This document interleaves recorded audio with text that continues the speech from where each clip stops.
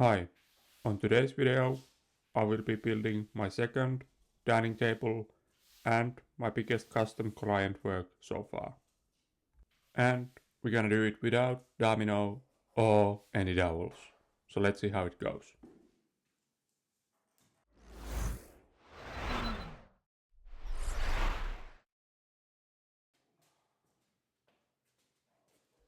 Yet again, I'm going to make the table out of some finished birch, and on my local lumberyard, if I want to buy 50mm birch planks, I have to get these live edge ones.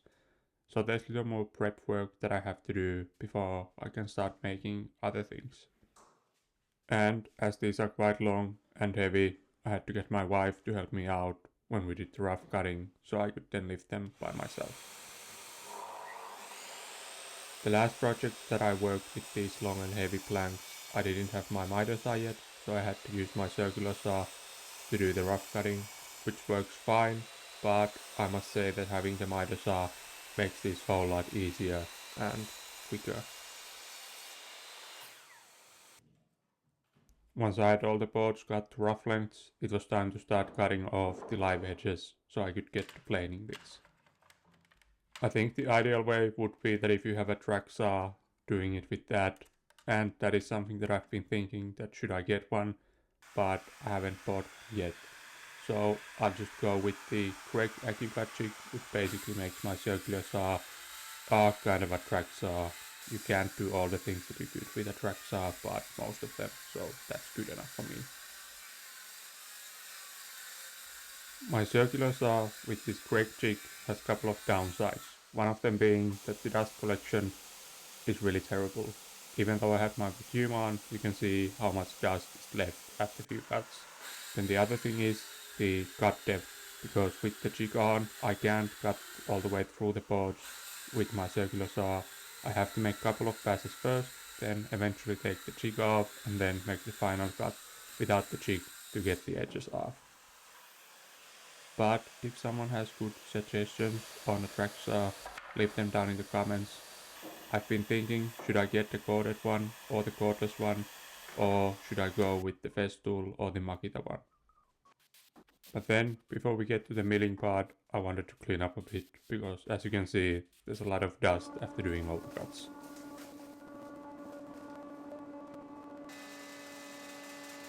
Making big dining tables in my smallest shop is one of the more difficult projects, I think, for a couple of reasons.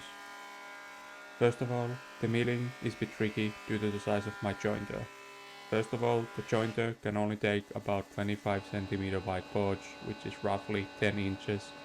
And then the second issue with the jointer is that the table length isn't that long. So trying to mill these 2 meter, which is I think just about 7 feet long, boards, as you have such a short reference table, so then making the board straight is a bit tricky, and that's why I have the rolling supports at the ends of the jointer to make it a bit more easier, and because the boards are really heavy, it makes it a bit easier for them to support the boards.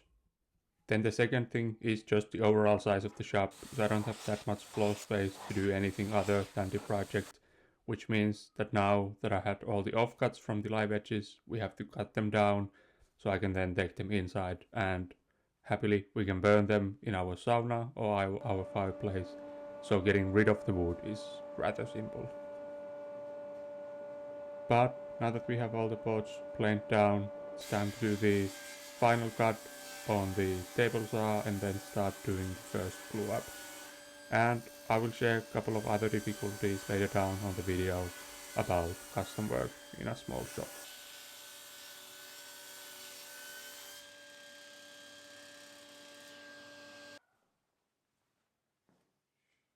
As I did the layout for the tabletop, I noticed that one of the boards have a couple of knots on the middle of the board on both sides, but luckily all the four boards combined were wide enough or too wide for the tabletop as per the request from the client. So what I did was that I split one of the boards into two, cut off the part with the knots, and then just glued them back on as they were. And then again, to make my life a bit more easier when gluing up the tabletop, I'm using the in and out method to make sure that the joints complement each other. So running one of the edges towards the fence and then another one the face facing outside of the edge. So then even if the jointer isn't at dead 90 degrees, the joints are still matching and it should be pretty invisible.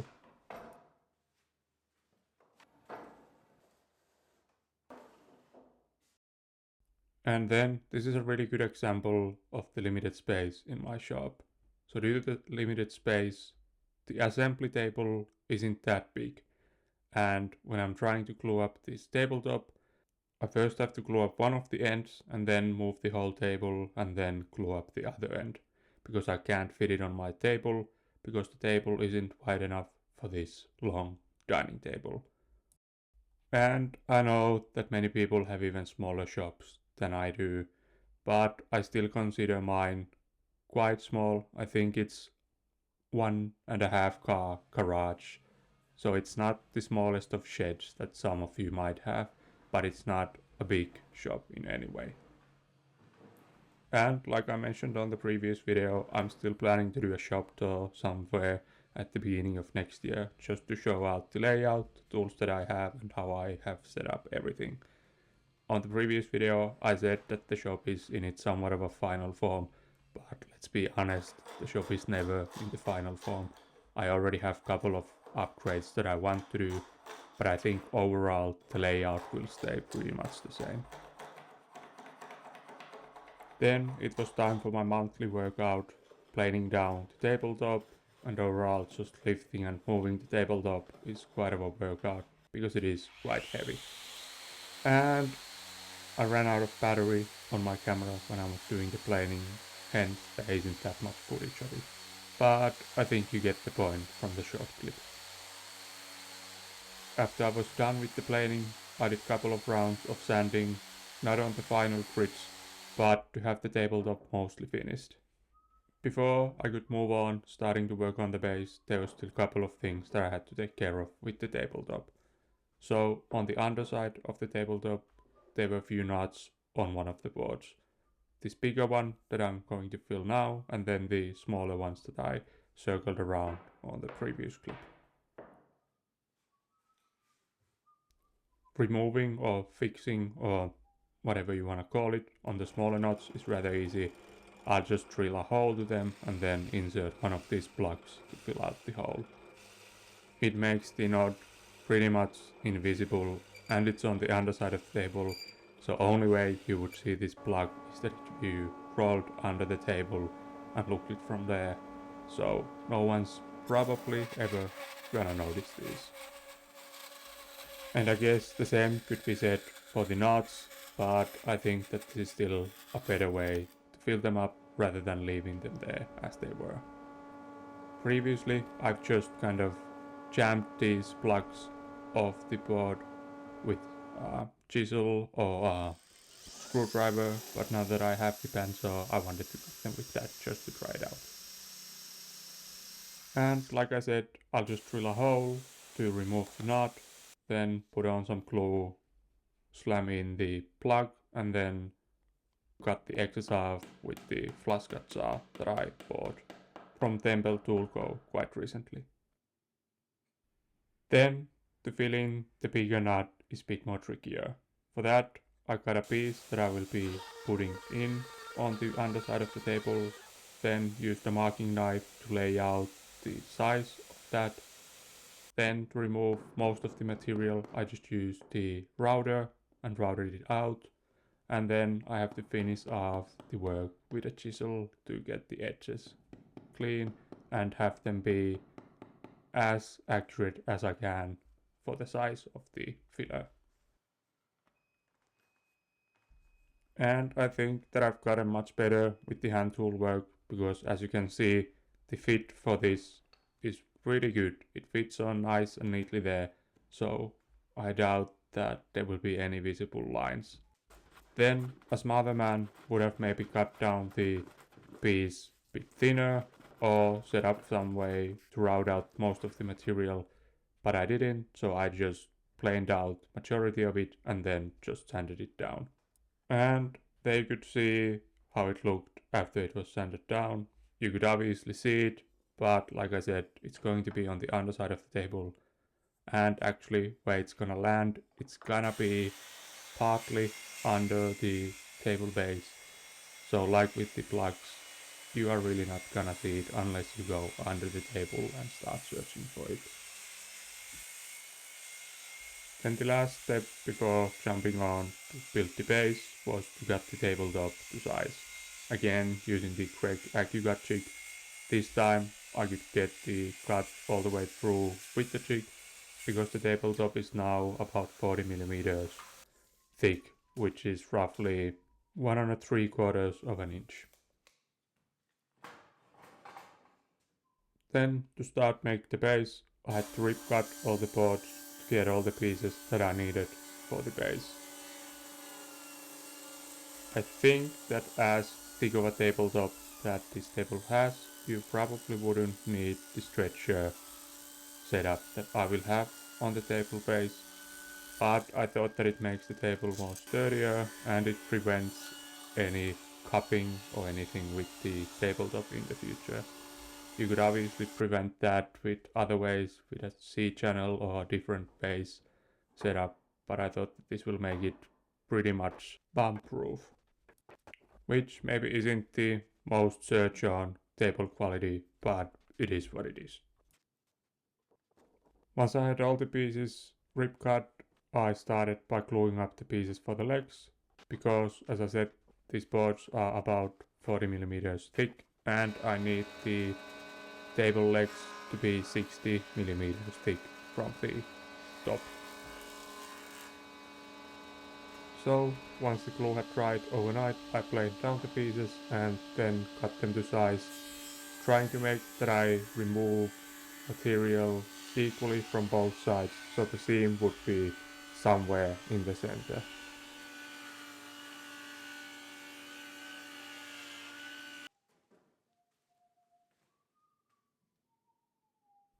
Then I could roughly lay out how the table base would look like. So as you can see, pretty traditional or standard, simple table base. But that's the design that the client wanted, so that's what we go with. And I think it's still pretty nice. Which then kind of brings us to the couple of other things that limit the custom work that I'm able to do in my shop. One being the skills. I've only been really woodworking now for about 2.5 years, and as I do this as a hobby, it means I don't have all the time in the world to stay in the shop, which would be pretty nice, but that isn't the reality. For most of the time, I have to work during the evenings and the weekends, which means that it's only a few hours every now and then. So, and I think that this clip I recorded somewhere 8 in the morning on one weekend. And here in the Nordics, during winter, sun rises really late and sets down really early. So this is the view that I have most of the time from the shop. Just pitch blackness outside. But doing all these different projects that I have made in the past 2.5 years, it's really nice to see that I have developed as a woodworker. I think the quality of the pieces that I make is better, and I've taken on, I would say, more complicated techniques or ways of building something, which is really nice to see and makes you really feel that you are making progress. When I was designing the table, I was thinking that how would I attach the stretchers to the legs. My initial thought was that I would just use dowels like I've done with most of my projects. But then I thought that maybe those aren't the strongest joints because it would be end grain to edge grain, so that joint isn't really strong. So then I thought that maybe I could do this. I don't know if it's a mortise and tenon because it's not directly in the wood, but it's on the edge of the leg. But I think that's kind of what it is. Then the next question was that how could I make the joint? because you don't want this to be too loose, because that would look awful if you remove the tabletop and it makes the joint not that strong. But at the end I figured out that I could cut most of the material with again the router and then clean up the joints with a chisel, and I think that this turned out really well at the end, even though I was a bit hesitant at the beginning on doing these, but with some time, sharp tools and patience, these turned out really well. And it was actually really nice to work a lot with hand tools on this project and kind of do this hybrid work with power tools and the hand tools.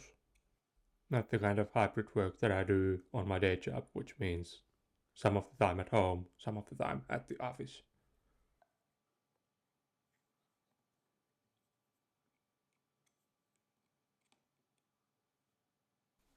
I think the reason for me being a bit hesitant to use the hand tools, especially the chisel, to make the joints really tight and clean, was that I've maybe been working with bit dull tools in the past, which has made the work really difficult and made me think that it's probably more on the skill than the tools, which probably is still partly true, but I think that if you have good sharp tools, it makes it a bit more easier, and if you don't have enough skill, then you definitely need good tools and sharp tools to make the work.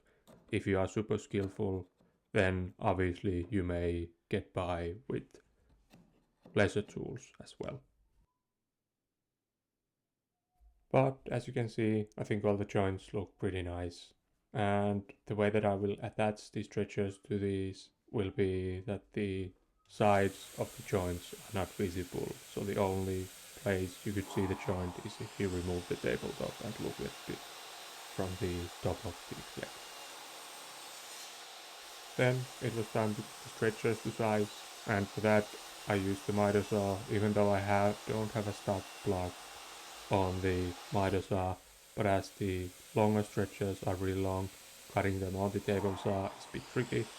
So I just clamped down the two stretchers together, then made the cuts so I know that they are exactly the same length. If there's, let's say, a millimeter or two difference from the drawings that I made, no one's gonna notice it. They would notice if the stretchers are different lengths. But then to cut the tenons for these, I just used the table saw and cut out the material from the bottom and from the side. Then did multiple test fits, took off the material little by little, so then I could get as tight of a fit as I could. Then, like I said, once the sides were close enough, then it was time to cut off the excess from the bottom, which would then hide the joint also from that side, as the stretcher would overlap a bit, so you can't see the actual joint anywhere else than from the top of the legs, which is then hidden by the tabletop eventually.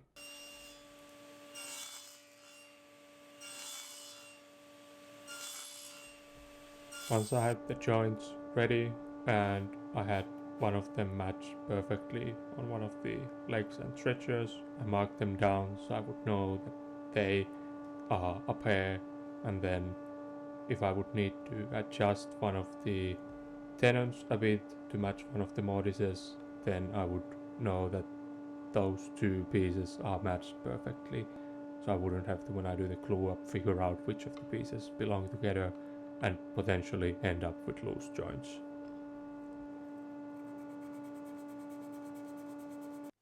Once I had all the joints prepped, I could do the first dry assembly to see how the table base would look.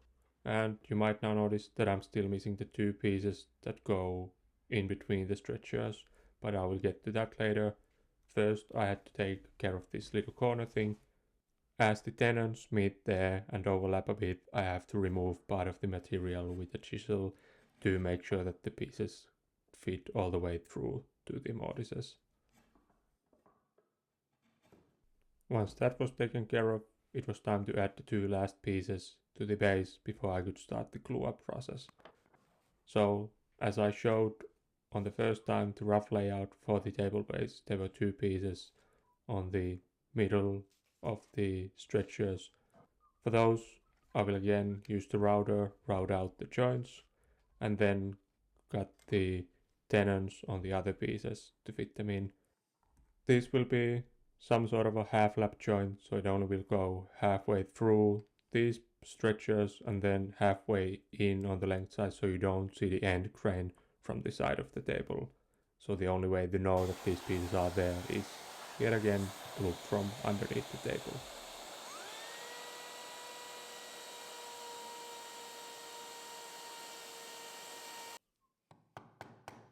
Even though I said that this would be the last thing before the glue up process, there's actually a couple more things that I have to take care of before I can start gluing up the base.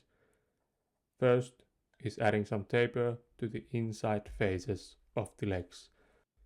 So marking down a small taper for the legs, I believe it was 1 centimeter from the end of the leg, which is about a half an inch. So really small taper, but still add some detail to the piece as well. And then using the tapering jig that I made some time ago to make the cut safely.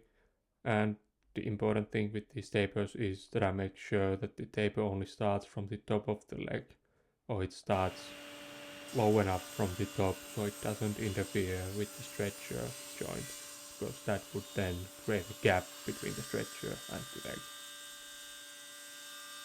And I think that this is a good time to remind you that if you are enjoying the video, please like it, it helps it to spread out to more people, and if you want to see more videos like this, subscribe to the channel as well.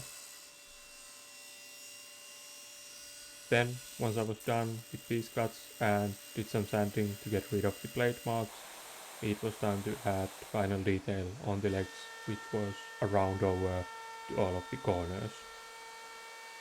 And I think this now highlights the importance of order of operations, because you could have done the tapers and the roundovers earlier already, but then making the joints and lining everything up would have been more difficult. So leaving these as the last things to do before I start assembling the table base was the right call, I think. And I think that even though it's a small detail, adding the tapers and the roundovers, it really adds a nice look to the table legs.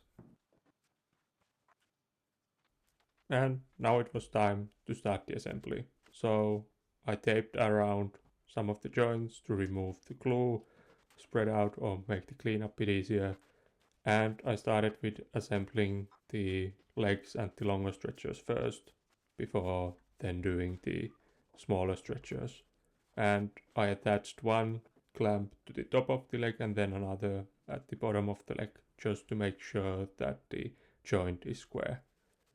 Then, once those had dried overnight, it was time to do the other glue up, so adding the shorter stretchers, the 4 pieces. And once that glue up had dried, there was one more thing to do with the table base. And even though I said that I'm not using any dowels or dominoes on this build, I think technically this could be said they are dowels, but let's call them pins, so it doesn't sound clickbaity and I didn't lie to you at the beginning of the video.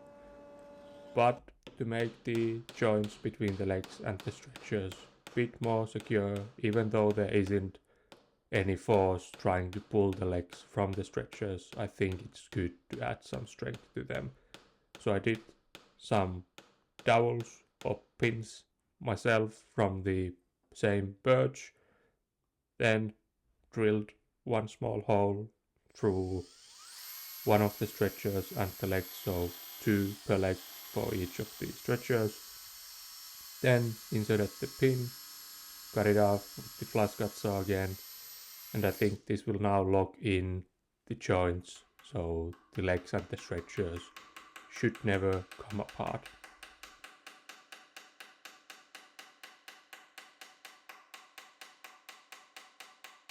And I did check with the client if they would have preferred contrasting wood, let's say walnut or something, but they decided to go with these birch pins. So that's what we went with. And I must say that I really like the flush cut saw from Tempen Tool Co. It makes a really clean cut, doesn't leave any scratches on the piece, and it's super sharp, so really good tool, I'd say.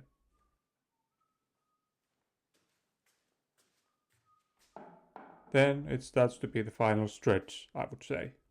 Now we just have to make some way to attach the table base to the tabletop, and the way that I will go is that I will drill some holes to the table base on the stretchers and then put in some threaded inserts to the tabletop and then bolts through the stretchers. I think this is the most clean way to attach it, or the long lasting way, because then if for whatever reason you have to remove the tabletop from the table base, this is much better way than doing it with screws and L brackets or C clips or whatever else, because you can only reattach the screws handful of times before the holes become too big and the screw doesn't hold anymore. Even though I doubt that they have to assemble or deassemble the table anytime soon, but in case they would, or in the future if they want to refinish it or something, then at least this gives the cleanest way to do it, and it's super easy to attach because you only need a hex key to do so. Also, a key thing to remember when drilling these holes, you have to make them bigger than the bolt is to allow for the seasonal movement of the tabletop.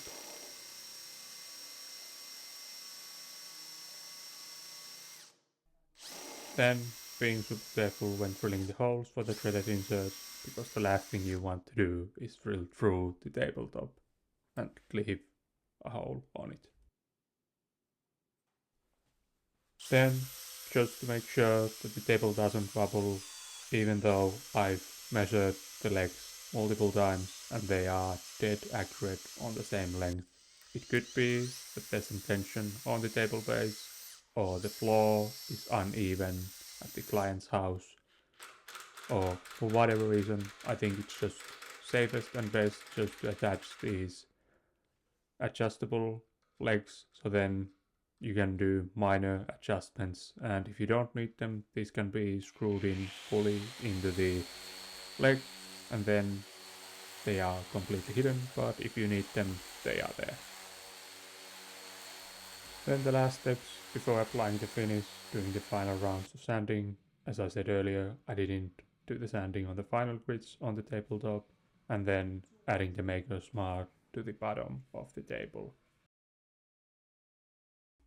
And like with most of my projects on this one as well, I'm going to finish it with Rubio Monocoats 2C oil in the color of smoke, which the client chose from the online catalog. It's a super easy finish to apply, it has good selection of different shades, and it's super durable. I have it on most of the furniture that I've made at home, and I don't really see any big scratches or anything on them, so I think it's a really good to use. Once the finish had cured for a few days, it was time to attach the table base to the top, then wrap up the whole thing in some plastic wrappers to secure it for the transportation, which I'll be doing later down on the week. But here you have some finished shots of the table. I think that this turned really nice, even though it's a simple design, but it looks really nice. It should be durable and long lasting, so hopefully at least it overlasts any IKEA furniture that they have. But at least I can say that even though if you have limited tools, limited workspace, you can still do some custom work for clients. It takes a bit more time probably, and there might be some limitations, but those are things that you can discuss with the clients. But I think it's a nice way to offset some of the costs of the hobby, which isn't the most cheapest one. And you can only do so many furniture pieces for your home, so it makes sense to do them for someone else as well. And thank you for watching, and I'll see you on the next one.